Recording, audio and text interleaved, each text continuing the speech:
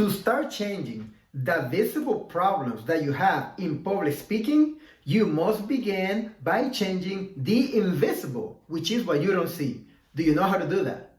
In this video, I will share with you the reasons why you must begin working on your mindset first before you can even get to any techniques to improve in your public speaking. You see, a lot of people don't think of public speaking as part of leadership. And if I asked you, are you a leader? Many of you would probably say, I'm not that leader type. However, for you to get to point B from the point where you are at now, challenge in speaking, you must lead yourself. So you are going to have to develop some leadership skills to lead yourself first to become a more powerful communicator, a better public speaker. And if you find this video useful, I want you to send me a message on Messenger and ask me, send me the PDF.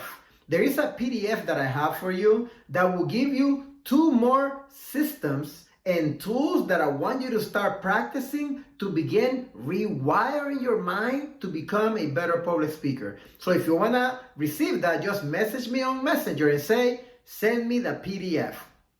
My name is Pablo Murillo, and I have helped hundreds of professionals develop their leadership skills to increase their performance and harness the power of their voice, as well as entrepreneurs. So let's get into this, because today I will be sharing with you why it is that you must change the invisible first so that you can then see a difference in the visible problems that you have in public speaking. The one thing that I want you to remember first is this: our thoughts.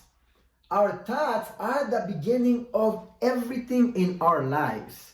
And a lot of times when people want to improve in public speaking, we get caught up on courses that only give you techniques to breathe like this, breathe like that, and they leave out the internal processes, which is the real problem, where everything is going haywire and why you're being challenged when you do speak. Don't get me wrong, techniques will help. But this is the first step that we must take. So, number 1, remember this. Your thoughts generate your emotions. When you have a thought, if it's positive or negative, the mind has no other choice than to receive that directive and react according to it. If you say, I am happy, I am happy, I am happy, I am happy, right? You start feeling happy. If you start saying, I am angry, I am angry, I am angry, I am angry, you start getting angry. If you say it long enough, you'll be angry. I didn't feel it right now, but I was feeling it when I said I was happy. So, thoughts leads to emotions. When you are public speaking, you are having certain thoughts that are triggering certain types of emotions, and you haven't noticed it yet, okay? Number 2, thoughts also lead to creation of perceptions. Perceptions are key when it comes to being a good or bad public speaker. I could take a little white mouse and put it in a room with all of us if we were physically present, and some of you will lose your minds when you see that little white mouse. Right? You will jump up and run out of the room. While some other people will get the little mouse and say, oh, look at how cute the little mouse, right? Same mouse, different perceptions of what the mouse would do to you. Therefore, different reactions and different actions. When it comes to public speaking, the perception that you create of it is key to succeed at it or make it your demise. Number 3, thoughts lead to habits. Depending what kind of thoughts that you have in any area of your life, those thoughts will produce actions that you will engage in. And if you have those thoughts repeatedly, day in and day out, they will develop habits that will create an outcome in your life. I always tell my folks, if you want to change a result that you're getting in any particular area of your life, look at the habits that you have in that area of your life. Change the habits and you can change the outcome. Thoughts lead to emotions, lead to perceptions, and they lead to habits. And they create the quality of your life. There's no way around that. If you have negative thoughts, you will have negative perceptions, you will have negative emotions, you will have negative habits, you will have a negative life. It's the same for the opposite of that. your inner world will reflect your outer world. That challenges that you have in public speaking right now, that anxiety you feel, that fear you feel, that sweaty palms, that heavy breathing, that feeling that you are going to die, all that is happening not because you can't speak, because you can speak. You speak to people, right? It's just that in front of an audience or in front of your colleagues at work, you completely lose it. Because your inner world right now is completely inundated with negative thoughts, which are leading to negative emotions and are just destroying the entire experience, not allowing you to perform as a speaker. So remember this.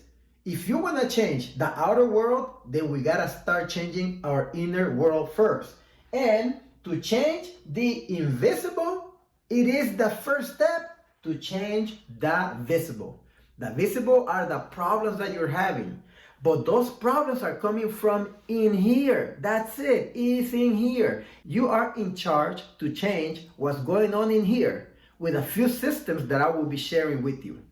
So let's look at the other side of this then. What are some of the things that you can actually do to begin reconditioning your mind to be a better public speaker? The first thing that I want you to start doing when it comes to changing the invisible first is to be cognizant of the words that you are using when you think and describe public speaking. Words matter. I want you to make a list of what kind of words you associate with public speaking. And I bet you that you will have a bunch of negative ones. None of them will probably be positive. I want you to acknowledge that and see them and begin realizing when those words are coming into your mind as thoughts. Because the task is to stop those words from coming in, because otherwise your mind has no other choice than to listen to that directive, which are those words. Once we start noticing that and we start doing a better job at blocking the negative words that are coming into our mind regarding the description of public speaking, that will lead to a different physiological response. The mind, as powerful as it is, has no other choice than to do what we tell it to do. So if you start saying, oh my God, what are they saying? What are they thinking? Oh, I feel horrible. If you start thinking those thoughts, your mind has no other choice than to send a message to the body, to send adrenaline, to release different hormones that will create stress. It is important though that you realize that there's a problem with the words that are coming into your mind first, and start training your mind to block them and replace them with positive words to describe the experience and connect them to public speaking. This will lead to new mental habits. New mental habits. That is the key of it all. Right now, you have a habit of allowing negative words to come into your mind to describe public speaking, and that leads to the anxiety, the fear, etc. And then that creates a habit that you have in place in your mind. So if we reverse engineer the process, we can start saying positive words to describe public speaking, which will lead to a more positive perception of what public speaking is, and then we can develop a new habit when it comes to public speaking. So make sure that you start doing that and begin conditioning your mind.